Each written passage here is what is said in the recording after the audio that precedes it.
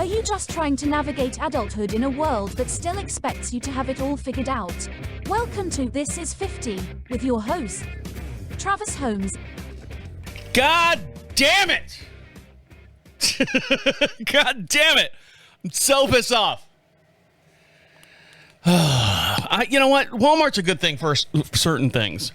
It's getting to the point now where my dad, who lives with us, he's been living with us now for 3.5 years now, since my mom passed away. He tries to be independent. He tries to do the things that he needs to do, and he doesn't want to put a burden on me, which I appreciate that. My mom, if she was around and my dad was gone, she'd be like, Trav, can you help me? Trav. Thank God it's the other way around. But I know that's kind of morbid to say, but still. My dad's feet, neuropathy, he's got, it's getting bad. His toe fungal stuff underneath his toenail is getting infected. They might have to, amputate his foot unless he takes medications and blah, blah, blah, blah, blah. Anyways, oh, goddamn, shut up. Sorry. I'm going to put this on. So it's getting to the point, and the reason why I bring this up, it's getting to the point where he cannot drive his car anymore. He was even thinking about, I got to sell my car. Well, Dad, then how you get into your doctor's appointment? Well, they got Medicare or something will pick me up. And I said, okay, well, what about, this and that and this and that? And I say sell his car, not like he's got like a 1964 Buick out there or something like that. He's got like a 2023 Ford Eco shit. It's like 3 cylinders on it. That's what he wanted. That's what he got when he came up here. He needed some kind of car, and that's what he got. But he can't drive anymore. When I ride with him in his car, he literally puts the cruise control on everywhere he goes because his feet, he can't feel the pedals. He'll just hover on that brake pedal over the whole entire thing. So the other day, my dad went up to Food Lion, and I'll tell you why Walmart took a dump on us here in a minute. He went up to Food Lion, and he puts his order in online, does the online shopping. He sits there, and they bring the food out to the groceries out to his car. He pops the trunk, and he goes on about his day. Well, the problem is he can't drive anymore. But he went up to Food Line the other day, and big props out to Food Line, at least the one close to us. EBT robbing people. They saw my dad, and they recognized my dad. My dad's up there all the time, and I say all the time, twice a week, getting his teas and all that. He needs one of those little rolly carts, the electronic carts, and the manager came over to him, little short black woman, said, how you doing, Mr. O.W.? And I don't know why she looks like a minstrel or something like that. I'm here to pick up my groceries, but you guys don't have any open slots, so I came up here to get them myself. So they brought him a chair because someone in the store has got the one automatic rolly cart driving around. And it took a while. Finally, the manager goes over to him and says, no, let me see your list. Let me see your list. So they went out of their way to get him a chair for him to sit down and wait for the electric rolly cart to come back. Then, because he was sitting there so long, they said, well, give me your list. You usually don't have a big list. Give us your list. 3 of them teamed up, ran around the store, got his groceries within 15 minutes. He scanned his card and all that stuff, and they checked out, and boom, he was on his way. And he told me the story, and I said, wow, that's really amazing. I said, that's really, really amazing. And then I went up there because that's the only place close by that sells beer. It's 8 miles away, so I drove up there a couple weeks later or something like that, and I saw the manager he was talking to, and I came up to her, and she goes, oh, shit, what did I do? Little short black woman. I said, you didn't do nothing, honey. I said, I just wanted to say to you, thank you. She's like, for what? I said, thank you. My dad was up here. Oh, the guy with the chair? I said, yeah, you remember him? Oh, yeah. And we got his groceries for him. I said, yes, you did. I said, he came home and said thank you, or told me the story, and I wanted to come up here and say thank you to you. Oh, honey, that ain't nothing, but thank you. Thank you for letting me know. And then she proceeded to say, here's the phone number if you're watching this on the YouTube channel. Here's the phone number, and let's see. She's like, call this number. My name's Erica. This is the store number. And let them know I did something good for you. Because we don't get that a whole lot. And I go, you know what? I appreciate that. She wasn't asking for a thank you. she got a thank you and wanted to make sure that I got to the proper people to thank them. So as soon as I get done with this program here, I'm going to call up the headquarters and say, Erica at store, what store number is she at? 422. Erica at store 422 here in Marshville. This dump. Population 2,500 people, my dad being one of them. Erica did a great job and helped my dad out. Now, while I'm at Walmart and I do my weekly shopping, and I told my dad, I'll when I'm shopping there, order your groceries at Walmart, at Walmart, and I'll pick them up on my way out. I'll do my round of shopping and stuff, and then on my way out, I'll pick up your groceries. Okay, we'll try this. This is the second time. While I'm in Walmart, I'm such a nice person, I guess. I don't know what it is. Maybe it's my new medication. It makes me so nice now. I told you, I think I lost my edge a little bit.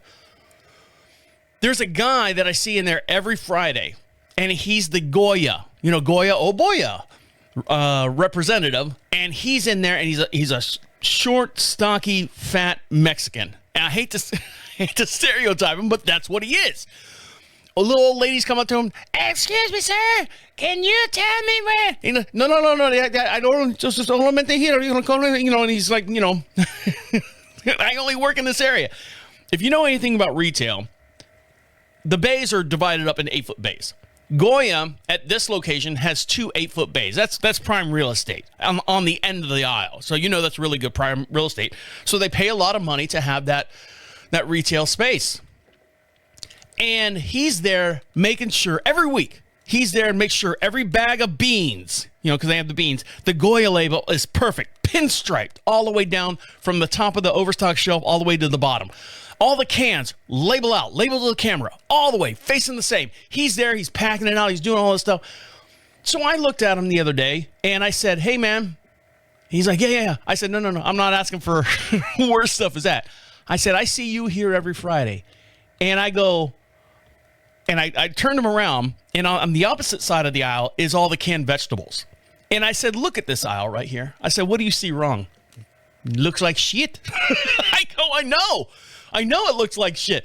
I said, I come in here and I look at your aisle, this section right here, always perfect. Straight up, straight down, tight and right, as some people would say. He goes, oh, thank you. Yeah, every Friday, I'm here.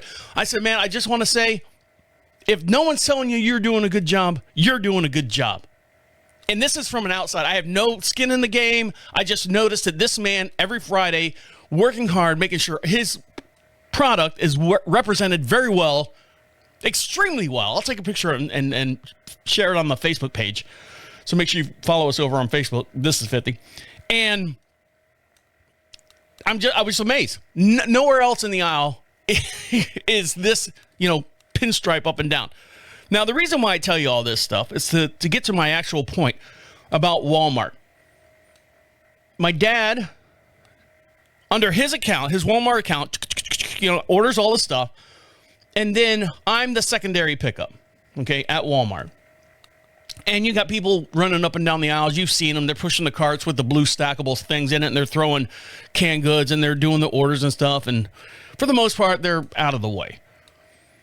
So I go up to Walmart, and I'm the secondary pickup. So I get an email from Walmart saying, hey, don't forget to pick up Oliver's, whatever. And I've looked on the app. I've got the app on my phone under my email address. I look on the email address. There's nowhere on there anywhere for me to go, hey, I'm here. Ding-ding-ding. I'm in spot number 6. Ding-ding-ding. Red truck, my Chevy Silverado. Nothing.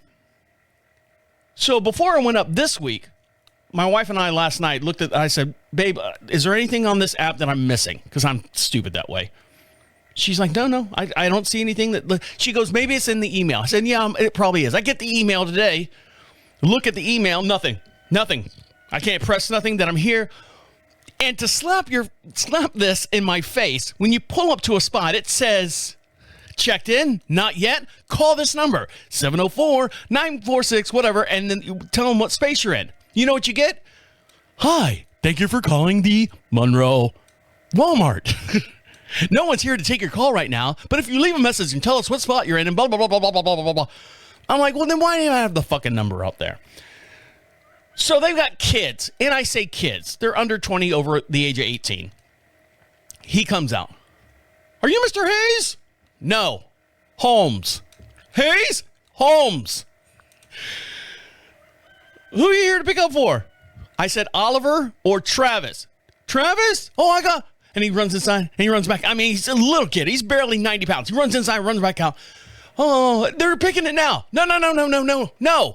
They're not. I got the email. Look, here's the order number. Oh, Jesus Christ, I'm going to fucking choke this kid. He's going to end up dead in this parking lot. Here's the order number. Here's the thing. Oh, okay, hold on. He runs back inside, runs back out. Travis? Yeah. All right, hold on. Runs back inside, runs back out. Poor kid. I feel bad. Must be second day on the job type deal. He gets the stuff. He's got all my dad's stuff, and my dad buys 15 gallons of tea because he's afraid of zombie apocalypse. He's not going to have tea for whatever reason, in a week's time. And then he buys all his frozen meals and stuff. And then, so I get home. My dad, how did it go? We got to figure out a better process, Dad. Better process. So if you guys know a better process, let us know. Last week, I spoke about a gentleman, and I don't want to say he's a high school friend of mine. He's a childhood friend of mine. Passed away and then came back to life. Yeah. And he reached out to me last week after listening to the show, and he said, I'll be on the show and I'll explain what happened. So we're going to talk to him when we come back. So stick around. I'll be right back. So in a land, time far, far away, there was a little boy by the name of Travis. And his mom did not believe in daycare. So I got dropped off at the local church, Methodist church. That's probably what's wrong with me. And they had like a little after school care or something like that. And this gentleman, I believe when we go back through history, I believe I met him there. So I was probably anywhere between the age of, before preschool, before first grade. So was that 3-5 years old or something like that? And joining us on the program this week on This Is 50 is Keb Bazinet. Keb, I'd ask how you doing. I'd ask how you're doing, but you're going to let us know how you're doing. Getting better every day, man. So let's start at the beginning. So Facebook brings a lot of people together, and which is great. And we came across each other on Facebook after all these years and stuff. And you were saying at the time that I found you on Facebook that you were celebrating a birthday, a kidney birthday, 1 year kidney birthday or something like that. So you had something was wrong with your kidney, that your aunt or something. Explain that whole story and how that unfolded and why you had to get a new kidney and all that. All right. Well, it was actually 18 years ago yesterday that I went to my nephrologist, and he's like, "Hey, you got 2 to 5 months to live." And I had a 7-year-old little boy in the room with me. So I sat him outside, gave him a lollipop. I said, "Don't move, no matter what anybody says." They said, "Yeah, you have 2 to 5 months to live." I said, "No, you got the wrong one. Maybe you have my dad." And they said, "No, Keb Bazinet Jr., you got 2 to 5 months to live." I said, "You can't even plan a party in 2 to 5 months." So friends started throwing fundraisers for us. Everybody started getting tested. And a year to the day, they removed my kidneys. My aunt was a 7-point match. So what was the reason that they said that your kidney was bad? Did you have a disease? Did you have an accident or something happen? Was it a diet thing? I have genetic polycystic kidney disease. Okay. So instead of my kidneys looking like a bean, they looked like a bunch of grapes. And my belly was all lumpy because the cysts were pushing on all my organs, pushing everything out. Anywhere there was a void, the cysts were growing inside of me. Ugh. Yeah, it was pretty gnarly. And the surgery to remove my kidneys took 8 hours. And for 7 weeks, I was on dialysis after that. Did they remove both kidneys or just like one? Or was it? Yeah, they removed both of them. So what kind of? They weighed 50 pounds when they took them out. Jesus Christ! You lost 100 pounds or 50 pounds? Well, no, I lost a total of 50 pounds. Yeah, okay, total 50 pounds, but still. Yeah. So Was there any signs? What was the symptom that made you get, hey man, something's not right here? Because I always think about that all the time. You know, if I get a little pain like underneath my rib cage, I'm like going, appendicitis. It's appendicitis. I'm dying. You know, just something. I'm dying. Everything. And then there's a joke by Ray Romano. You know, the older you get, you're like going, what's this lump over here? And you check the other side to see if you have a matching set. And you're like, no, that's a set. I'm good. I got what's supposed to be there. So what? Well, I had I changed insurances, got a new doctor, and he's like, "There's no reason why a kid your age." And at the time I was humping meat. I was lifting meat cases. I was driving a truck and lifting meat cases, 100-pound meat cases all day. So I was jacked. And he's like, "There's no reason why a kid in your shape and you have high blood pressure. There's no reason for that. Let's start running some tests." So I found out I had this polycystic kidney disease, or PKD. And he said, "Oh, you're going to live till you're old, and you'll need a transplant once you get old." I didn't think 35 was old. So, I found out that I needed that. And right before my 35th birthday, September 17th, 2008,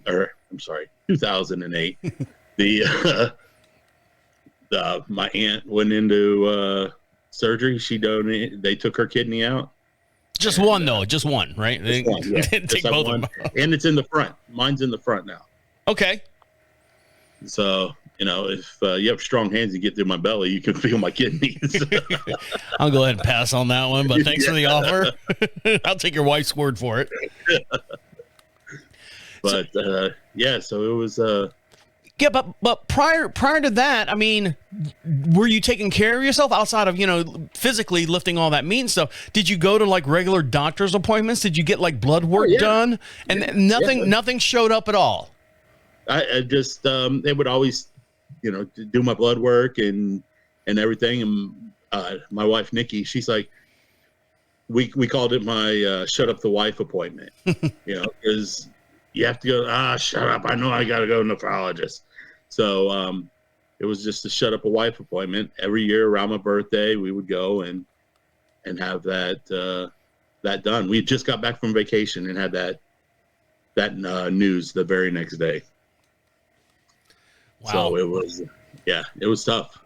So and then they didn't think I would survive the surgery of removing the kidneys. So now 18 years later, you're still doing good. Yes. Now, do you have to take medication, like anti-rejection medication still? Still, for the rest of my life, I'll be taking those medications. So, tell us what happened, because the way I found out that you died, I was thinking it was your kidneys that something failed and they put you on dialysis and you passed away in that, and then you said you came back to life. And I was sitting at the DMV. And I told the story last week. I was sitting on the DMV, and I don't know what popped in my brain. Oh, because you said, you know, I'm happy to be alive on Facebook. I was sitting there killing time, and I said, well, you know, what happened? Are you still doing the storage thing? Because you were doing like a moving storage thing. That was your new venture, and it seemed like you were doing well with that. But all of a sudden, you know, you said I died and I'm alive and celebrating 1 year of being alive, and I was off Facebook. So, what put you? What killed you? What happened? I was I was getting ready to start a new job. I had a week. I taken 2 weeks off from my previous job, so I get stuff done around the house. Last year we had all those gnarly hurricanes coming across Florida, so we had one coming. I was like, man, I'm gonna jump on the roof, pressure wash the gutters out, get everything ready for the storm that's coming, and you know, be ready for this next storm, so they can fill up the gutters again.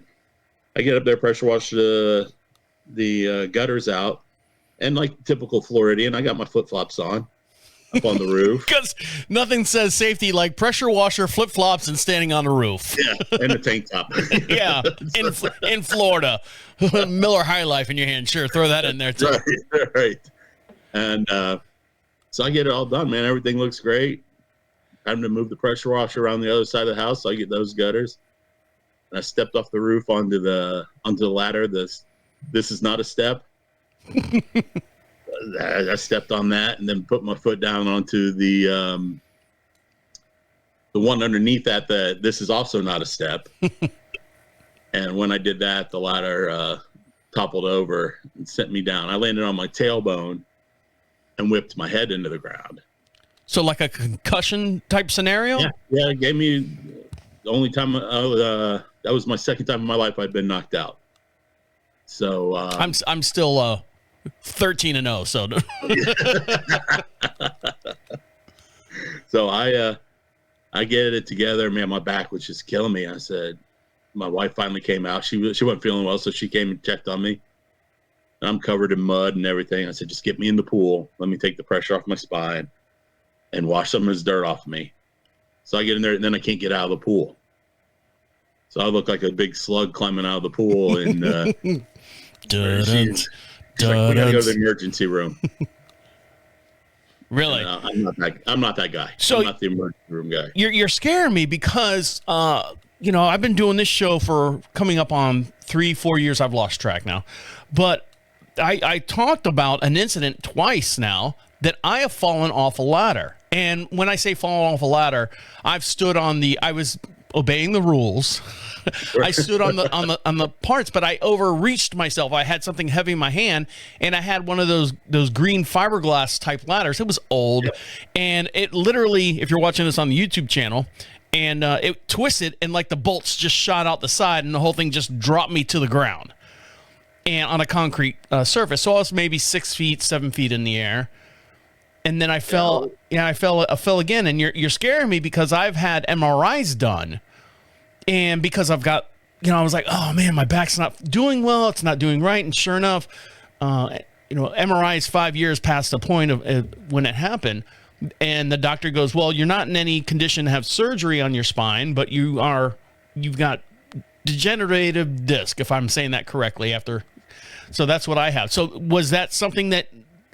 Is that similar to what happened to you, or is that totally different than what happened to you? No, that's about what, because when you step outside the patio, we have that concrete pad, and then you just step out into the yard. I had the ladder on that pad, and when I shifted it just enough so one of the legs fell off of that concrete pad, and I fell 10 feet onto my tailbone. I thought I broke my tailbone, and that's what I went to the hospital for. I was like, check my tailbone because there's something not right.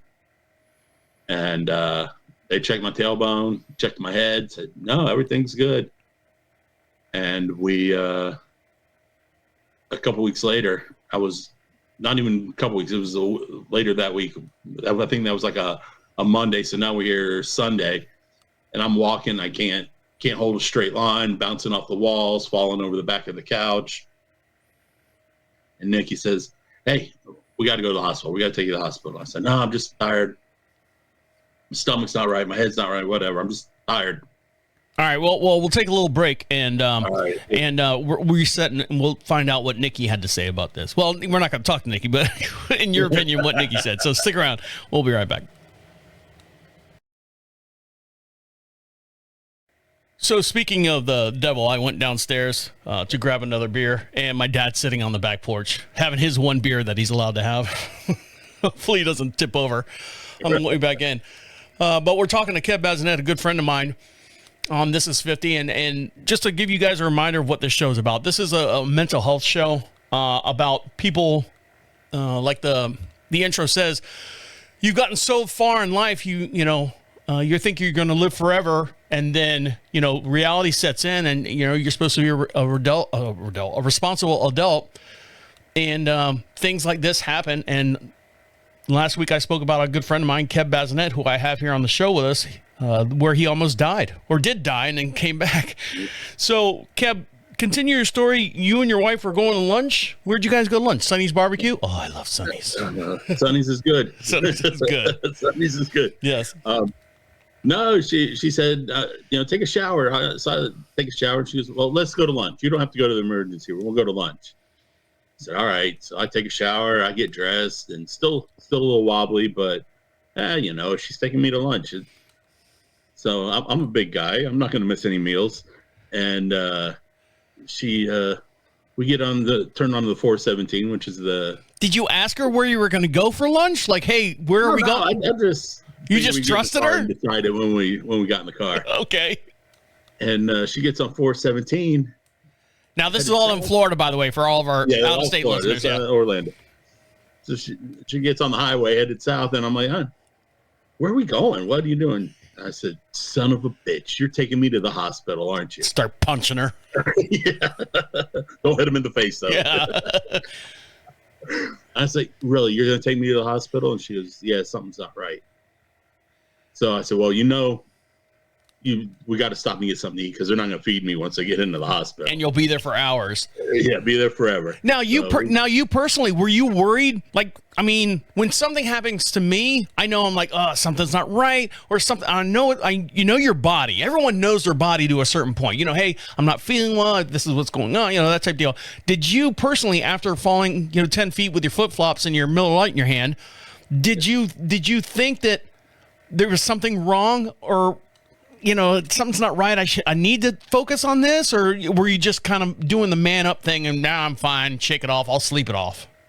Yeah, I was a man up and take care of it. I mean, my tailbone hurt like all holy hell. I couldn't believe how bad my tailbone hurt.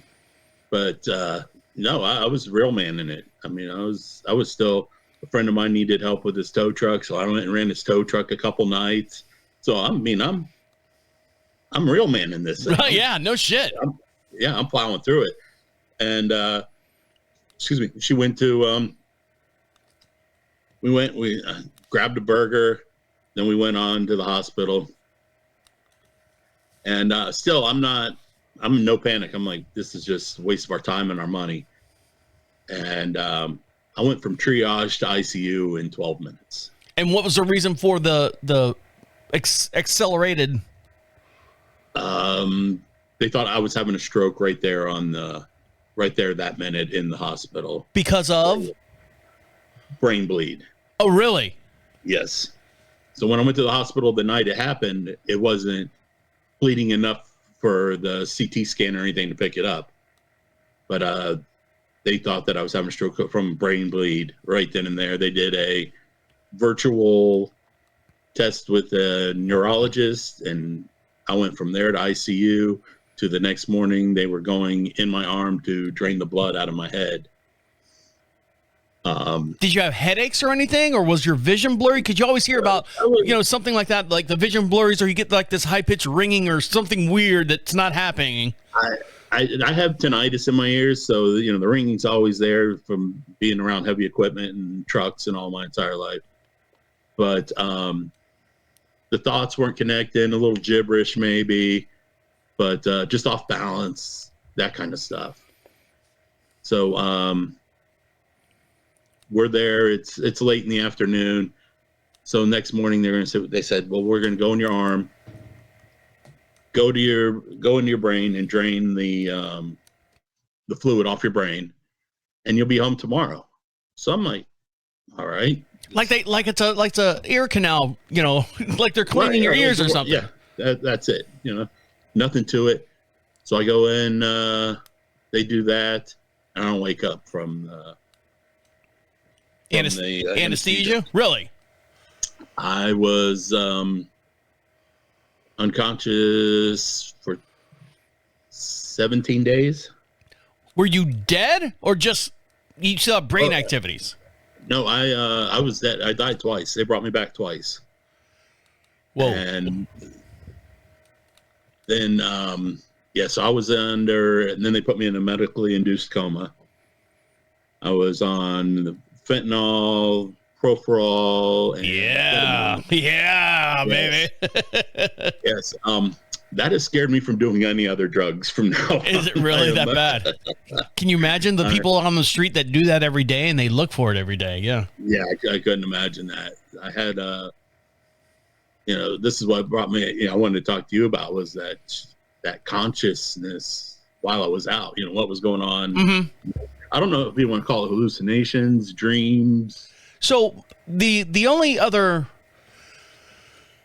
thing I can relate to is my mom, when she had her heart attack many, many, many years ago. I was probably in my early 40s, and she had a heart attack. And then when she was under for whatever the stent, whatever they had to do to her. I think they had, she had a scar on this arm, and I think one on her inner thigh. So it was a triple bypass. I don't know what the terminology is. My mom would say, and she's a little dramatic. But she would sit there and, after she got out of the hospital, she was home and, I being the good son, all right, Mom, can I get you anything? Can you go to Walmart and get? No, I'm not going to Walmart. No, but she would go, like she was nervous and scared. I go, Mom, what the fuck is wrong with you? She's like, I had like this flash of light, and I could see people above me. And she kept calling it this matrix. Like while she was out during the heart attack and everything and the surgery, she must have like been in and out of consciousness, like very, very slowly, because they don't just gas you and you're done. They have to balance that gas up and down to keep you in that sedative state. And I guess one of her sedative states was she saw the doctor, she saw the people above her, and then she blacked out, back up. But she would do this for a good week. I'm like, all right, Mom, this is getting old. That type of deal. No sympathy. As an only child, no sympathy for my mom. But still, I'm like, all right, Mom. Dad, take over. You're in charge. So when you were out, dead, whatever, who did you see? I saw my family, my son, my wife. I had a hallucination that my son Trace was getting married to some South Central Asian girl, and here we are at this big wedding. We had never met her family or anything. So I'm pissed because here I am halfway across the world, and there's this little girl marrying my son. I don't know any of it, and we're in this banana leaf hut with a banana leaf covered picnic table. I love you, Rambo. That's an old flashback there. So. I love you, Rambo. It was, I'm just sitting at the end of this picnic table, just as pissed as I can be because, he's marrying this girl we've never met before and all that. Well, everybody comes and sits down at the picnic table. And was there a pig? Was there a pig there? No pigs. No pigs. Figure Southeastern or whatever, or South Asian. No. So they release all these monkeys from the end of the table, and the monkeys come running down the table. And as they run down the table, part of the tradition is whack these monkeys with a hammer. So I've seen that video, that actual video on what was it, Face of Death or whatever, where they had the monkey head in the center. You are going way deep in your memories. You're right. So from there, we had another one where Nikki she had me on the back of a golf cart, driving me around a trailer park with trying to find a name? retired doctor to give me cheaper health care, trying to take care of me. Jesus. And this is all while you're out. These are the things that you remember. Yeah, this is what I remember from it. And I'm back there, and she has a bottle of water sitting up on the console, and it's just sweating. It looks so, and I'm like, give me that water. I need that water, but I can't talk. Mm-hmm. So I'm thrashing around. I'm kicking, thrashing, kicking, thrashing to get that bottle of water. Well, once I wake up, they tell me, oh, you were thrashing and kicking. I lost all my toenails. Like after you came out of the coma? Out of the coma. Okay, so out of the coma. Okay. They were telling me how I was thrashing and kicking. And that's what it was me trying to get Nikki's attention to get that drink of water. And ripped all my I'm in a short bed. I'm 6'4", 300 pounds. I'm a big kid. Mm-hmm. So I need that big bed, and I kicked the end of the bed off and tore up my toes, broke my toenails. But the one thing that really got me, when I went in there, I was a hardcore atheist, and I went in. When you say hardcore atheist, I mean, do you run around? I mean, is that your identity? Like Christians are identities? You're like, there is no God. There is no God. No, I was just like, there's when you die, you're dead. You go into the ground. And that's you it. Go into the urn, and that's it. You're just dead. But I'm not going to say that I'm an atheist anymore, but there's something else out there. All right. Well, we're going to take a quick little break, and I want to hear Keb's views as far as what's out there. So stick around. I'll be right back.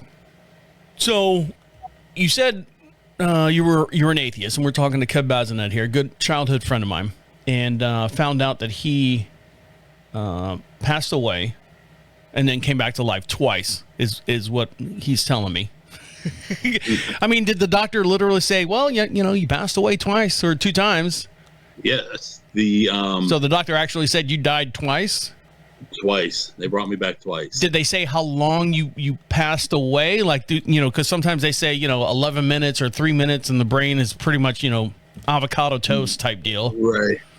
Well, that was before I went in the hospital. So a lot of malted hops and bong ribs. Yeah, sure. Why not? Yeah, there you go. That probably saved your life, probably somewhere down the lines. If you could studies, nice and relaxed. Yeah, dive in there a little further, you probably figured out that probably saved you. Right. So you passed away, came back out. Now, when you came back out, I mean, like the first thing, I mean, outside the transcending visions that you had, I mean, do you wake up like on a Sunday morning, you're like, oh God, what did I do last night? That type deal? Or how did that evolution as far as you being in a coma for 16, 17 days, dying twice on the table, and then waking up and going, what's for lunch? How did that transpire? It wasn't much further from that. Did you say, where am I? Once I opened my eyes, I realized where I was. So, before we talk about waking up, and I haven't told maybe a handful of people this, but while I was out, I came into this shiniest gold room. I mean, just the brightest gold you can imagine. Mm-hmm.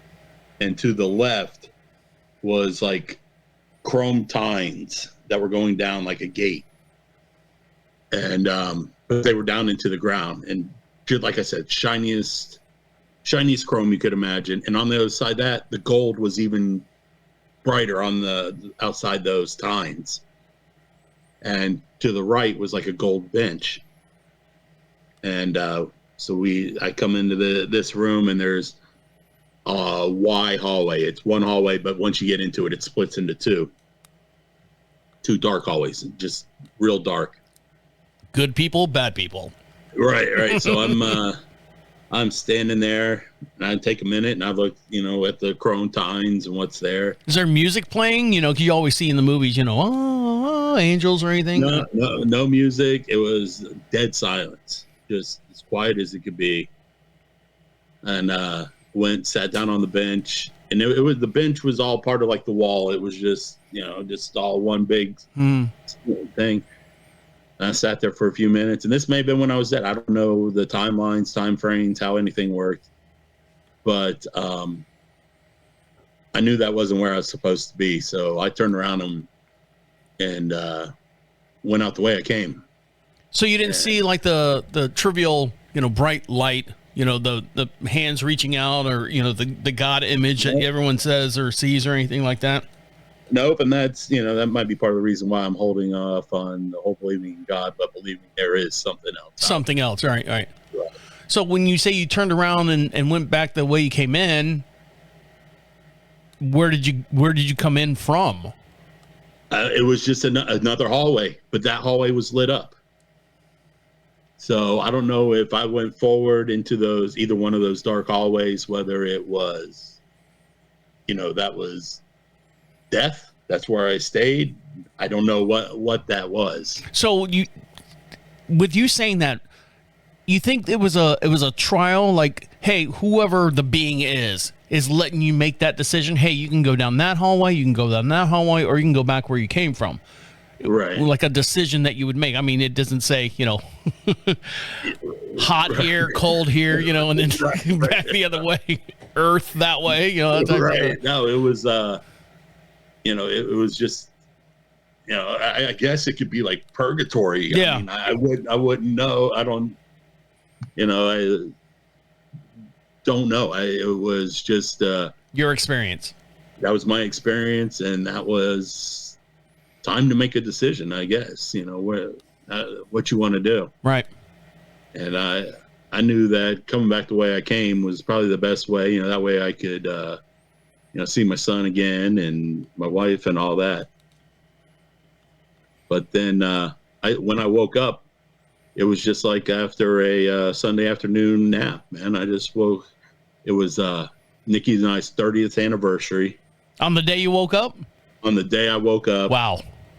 She was, I made her a playlist for anniversary a couple years ago of, songs that we've been listening, it was part of our lives for the past 30. Here I go again on my own. Yep. So I made her a playlist, and while I was out, she would just continually play that playlist in the room, and I woke up on Happy Anniversary Baby. So I woke up to that. And was she there, or were you by yourself in the room? Yeah, no, it was her. Okay. It was just her and I in the room. And she came over and she gave me a big hug, and she says, "It's our anniversary. You woke up on our anniversary." And, wow. That's pretty wild. Pretty wild. So where does Keb go now? I mean, when we were speaking through text messages and stuff, and you were like going, the hardest thing I have now is, I can walk, I can talk, but it's putting things together. I think I brought that up in last week's show. So, right. and you've been on here, we've been doing the show, this show right now, almost an hour now. And for me, I can't tell, you were the same guy I spoke to, 15 years ago when we were talking about getting together and doing some stuff. Right. You're still the same guy. You're still the same. Now, I haven't sit there and watch you walk around and stuff. You've been sitting in front of the camera here, but so what's next for Keb now? A lot of doctor's appointments. I'm sure. I was going to say, show me that scar. Got that, Jim, from the craniectomy. They couldn't get it through my arm, so they had to open up my skull. They cut me around and then cut out a 1-inch by 2-inch piece of my skull. Didn't they do that in one of the Saw movies, I think, to relieve a brain bleed? I think it was one of the Saw movies they did that. You might not. It might not be your... No, I didn't follow any of the Saw. Yeah. But I think of more like Cousin Eddie. Yeah. I would go with that. You would fit that persona. Go ahead. I said you would fit that persona. Right. Well, I woke up in it's Christmas time, so I watched Christmas Vacation 1,000 times, and I finally catch a glimpse of myself in the mirror because I was bedbound, and I see this. My hair was longer, but I see this massive scar full of staples in my head, and I tell Nikki and Trace, I said, "This," because I had a trach, and I said, and they couldn't understand me. I'm like, and I'm laughing. And they didn't get it. My buddy John comes in the next morning. He says, "Nikki said that you had something prolific to say." So he gets this word board, and he's writing all the wipes all the information off of the board where they keep all your stats for the next day and everything. Mm-hmm. He wipes all that off, and he's pointing at letters and writing it down. And I said, "It's really going to fuck up my part, Clark." When you're just gonna go down on the That's hilarious. That is hilarious. So that was our 24-hour punchline, and nobody else thought it was funny, but I was crying because it's just so that's good. 24 hours to tell the jokes, but that was great. Yeah. Now I'm I'll start talking. I've told this story a couple times, so it's easy to tell what I've gone through. But if I'm having to come up with stuff on the fly, I'll get hung up. There'll be, I was talking to my friend Jeff Heidenreich yesterday, and I was like, "Hey man, I just get hung up to where I can't." And I'm trying to get in to see neurologists and therapists to help me with that kind of stuff. Started PT. My physical strength's good. I'm up, I probably walk 2 miles. Well, that's good. Yeah, I'll go. We go to SeaWorld. My son works at SeaWorld, so we have passes out there. And so I take my walker, and we'll walk around SeaWorld all day and do. So you have some assistance. You can't physically just walk on your own. You do have some kind of assistance as far as like a cane or a walker or some kind of. In the house now, I'm walking without anything because I know where every little tile that's a 8 millimeter off, and I can walk around the house without assistance. If I go out in public, just in case, I take my cane with me. But if I'm doing anything, long distance like SeaWorld or a theme park or something like that, I take my walker. It has a seat in it, and it'll hold a 12-pack. So bonus.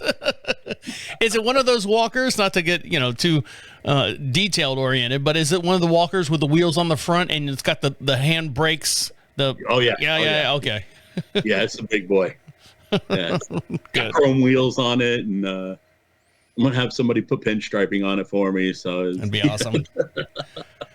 So what's next for Keb? What's on the agenda outside of doctor's appointments and stuff? As far as the family and how's everyone holding up, and how's things going for you in general? Right. Things are going all right. It's obviously tough financially because I'm not working and we're having to rely on Nikki's income. And do you qualify? Do you qualify for anything as far as I don't know. I forget.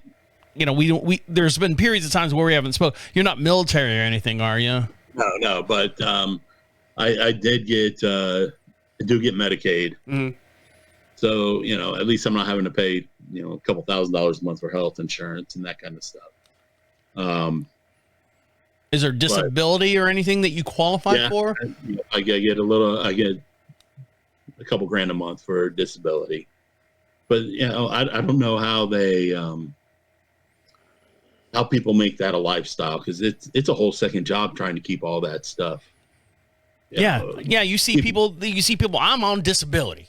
Right. You don't look like you're on disability. No, I'm on disability, and then they're flopping their arms around and walking up and down the store and stuff. You're like going, what the, And on a side note, outside of disability, I even asked my wife, because of being, the crushed vertebrae and stuff that I have. And I go, hey, babe, I said, you know what? The radio stuff does well for me. And I said, do you think, is there a way that I can claim disability? She's like, first of all, you make too much money. And I go, damn it. Yeah. I said, what's the threshold to where I can claim like disability just to, bring in a little bit, she's like, hey, you don't want to do that. She said, you do not want to do that because she's got she's just like Nikki. She's got a really, really good job, and it's in the mortgage industry and stuff. So, yeah, so I didn't. I was like, damn it. Yeah. I wanted to be that person. Yeah. And if you do bring anything, they, you made $500, we'll take that off your disability. Exactly. So, but Nikki's been beyond awesome staying on top of all that stuff. It probably takes her 2 days a month to make sure that I get a check next month. Part of my disability, I get a few bucks in food stamps every month. So, but she has to stay on top of that, and God bless her, on top of all her mortgage stuff that she's doing now, she still takes time out to take care of that for me. And I just, I love that woman to death. She's been great. Is the boy moved out, or is he home still? The boy's moved out. He's talking about he might be coming back, to help us out. And I was like, well, that's not your job to help us out. Appreciate it, but yeah, I appreciate it. And he wants to come home and save. He's saying he wants to save money, so we're in talks about that. Sure. Yeah. And I took over his bedroom, so there's nowhere else for him to go. Tough shit, kid. You move out, I move in. There you go. Yeah, put a shed in the backyard. Do you have any kind of like website or anything that talks about your story or anything? No, I haven't done that yet, and I've had somebody approach me about writing a memoir about it, everything that we've gone through. Because about the time I'm going to be healed up from this. I'm going to be needing another kidney transplant. Oh, really? I'm starting on the downside of this kidney now. You know, most of them don't last this long. So this year it'll be 17 years for my kidney. Most of them last about 15 years as tops. I didn't even think of that as far as like you being out, even in like a coma and stuff. I went like all the medication, and you said you got all those different drugs and stuff. I didn't even think that your kidney would be involved with that. You would think they would do it, I'd hate to say it, while you're already out. Right. You're already out. Yes. Can we pull this one out and shove another one in there and keep this guy going? Well, the one I have is still good. I still have life in it. But when I was going through everything, they were talking about having to sacrifice the kidney to keep me alive. And they pulled Nikki, my son, and my good friend John all into, John's like a brother. I've known him not much longer than, or about the same time I've known you. So right, but been more active in your life than this dropout. you went north. So. Yeah, exactly. But pulled them all to the side and said, "Hey, this is what we're up against. We may have to sacrifice his kidney to bring him back." And my son was all, "Do it. We can get another kidney. We can't get another dad." So that was a man decision for a 25-year-old boy. I think he was 24-year-old to make. So not on a selfish note, are you like people sell their kidneys? I mean, it's frowned upon. Yeah, I'm sure it is. I just thought I'd throw it out there. All right. Well, anyone out there listening that's heard Keb's story and wants to reach out to him, you can do that through our Facebook page. You can check us out over at This Is 50. There's a rap guy out there who's stolen our name somehow. This Is 50 over on Facebook, and you can also find us at This Is 50 Show if you want to reach out to Keb with any kind of questions, answers, or any kind of support that you can give him. We give him all the support here from the show, so we appreciate him. Keb, anything else before I let you go? No, Travis, thanks for having me on, man. Thanks for letting me tell my story. And man, if you guys can afford to pay anybody to do shit, pay them, because this is all over $100. This a guy was going to charge me $100 to clean my gutters, and I was like, no, I'm home. I'll get up there and I'll do it. And it's changed the course of my life. And here we're empty nesters. We were plans for travel and everything. Yeah. And our life has changed. So if you can pay somebody to do it, do it. Because yeah, do the work. Yeah, it's not worth it. All right, well, we appreciate you guys listening to us work all this stuff out. Okay, see you, bye.